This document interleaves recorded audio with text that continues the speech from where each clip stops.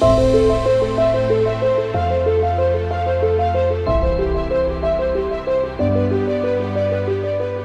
are lots of legal documents you might need if you're a caregiver or a recipient of care. And in a series of interviews, we're going through many of them. In today's discussion, we'll be talking about something called DNRs and medical orders for life-sustaining treatment. And my guest is Harry Margolis, author of Get Your Ducks in a Row. Harry, welcome. Good to be back, Bob. Good to have you. So in our previous interviews, we've talked about medical directives and healthcare proxies. And today, let's talk a little bit about something that people probably know the terms, DNR, may not be familiar with medical orders for life-sustaining treatment. Let's go through them. Let's do a deep dive. What are they? So they're a little different from the other documents that we talked about. And for one reason, you'll often do your healthcare proxy, healthcare durable power of attorney, and medical directives with your attorney if you're doing estate planning.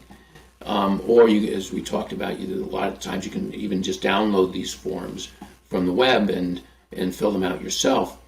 But a do not resuscitate order or a MOLST, which is a medical order for life-sustaining treatment, are documents you do with your doctor. And they are in some ways more binding.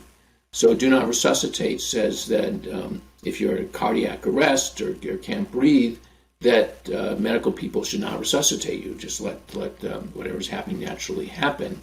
And usually that's only signed and executed kind of late in life when you're because if resuscitation is going to allow you to live another 10 years totally healthy, you're probably not going to want a DNR. But if you're already quite debilitated, you may, because resuscitation is kind of a violent act the way they do it.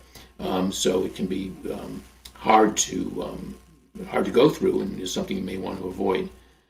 So if you want that, that's something you're going to do with your doctor. It's going to be in your medical records. It's going to be if you're in a hospital, it's going to be right there so they know. Or if you're in a nursing home, the difficulty often with these is what if you're not in a medical setting and you're at home and you've signed a DNR and an emergency happens and somebody dials 911 and the EMTs come and they might not know about it.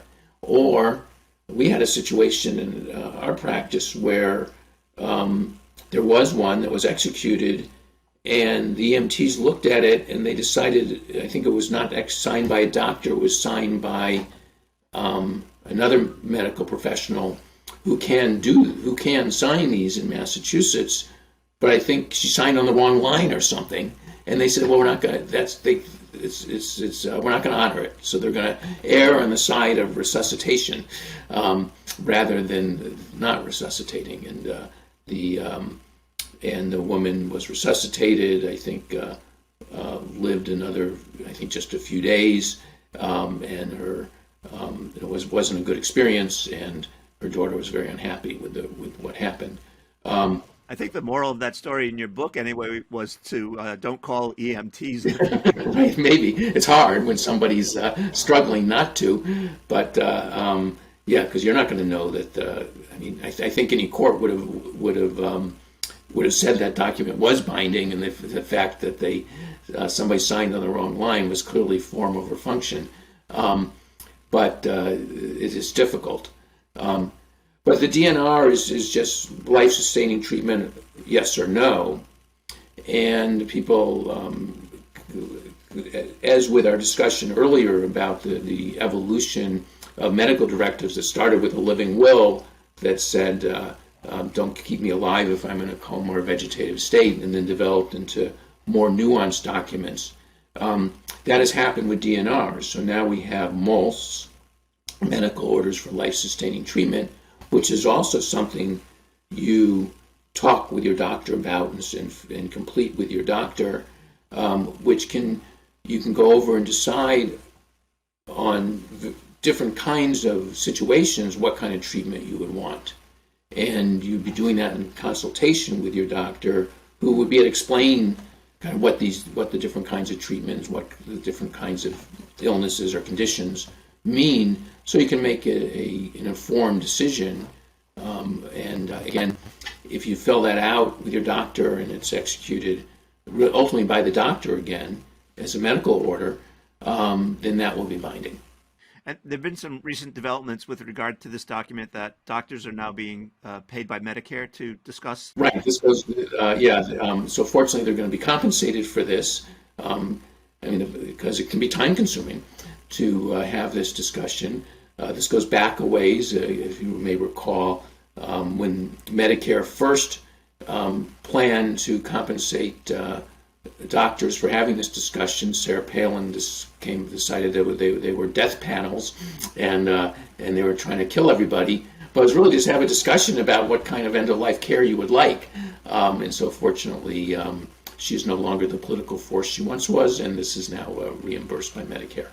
And then in terms of if you should be incapacitated, can your healthcare, your agent, your attorney, in fact, make decisions about what the doctor can and can't do? So your agent who steps in for you can have the discussion with the doctor on both the DNR and the MOLST.